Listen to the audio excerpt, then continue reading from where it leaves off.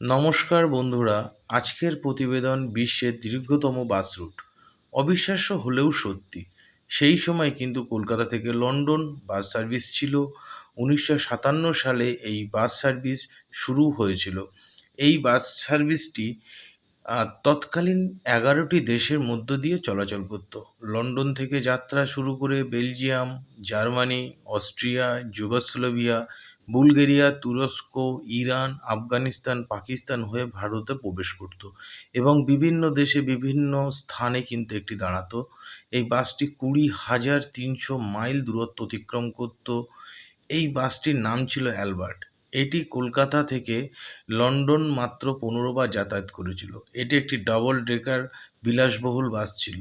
সেই সময় কলকাতা থেকে লন্ডন যাওয়ার জন্য এই বাসটিতে ভাড়া ছিল 85 পাউন্ড, যা ভারতীয় মুদ্রায় 7,889 রুপি। এই যাত্রীদের জন্য আলাদা ঘুমানোর বাঙ্কার, ফ্যান চালিত হিটার, আলাদা রেস্টুরেন্ট, অবজারভেশন লাউঞ্জ, পার্টির জন্য মিউজিক সিস্টেম প্রভৃতি ছিল। এবং অবশেষে 1968 সালে ব্রিটিশ পর্যটক অ্যান্ডি স্টুয়ার্ট এই বাসটি কিনে নেন এবং নিজের বিলাসবহুল ভ্রাম্যমাণ বাড়ি হিসেবে গড়ে তোলেন।